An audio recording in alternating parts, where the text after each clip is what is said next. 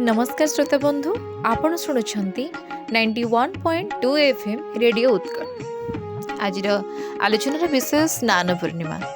कथारे अच्छी जथा देहे तथा देवे।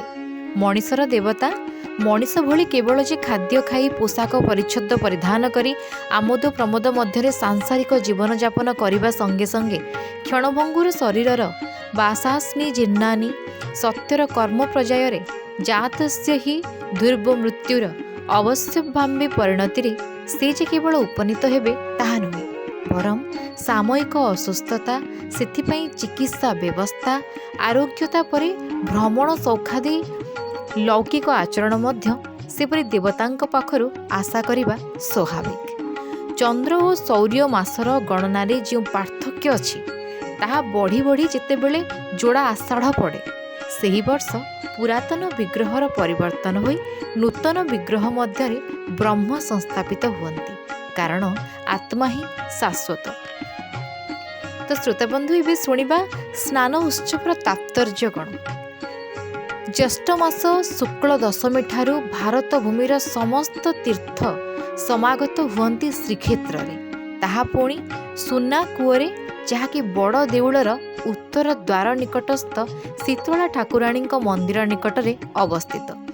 एही कूअरु पूर्णिमार पूर्वदिन सुना गोसाई और मुदिरथ 108 गोटी नूतन कुंभरे जल गराबड़ू सेवक मानक द्वारा अणाई भोग मंडपरे अधिवास करी रखिथिबे।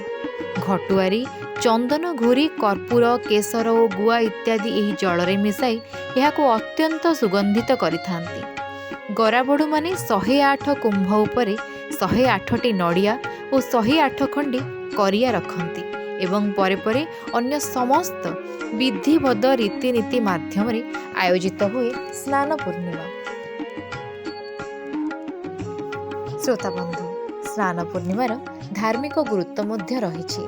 प्रभु जगन्नाथଙ୍କ भक्तମାନଙ୍କ ମଧ୍ୟରେ ଏହା विश्वास जे जदि सेमाने एही दिन देवतांको दर्शन करिया पई तीर्थयात्रा करନ୍ତି तेबे सेमानंकर समस्त पापरु शुद्ध होई जिवे।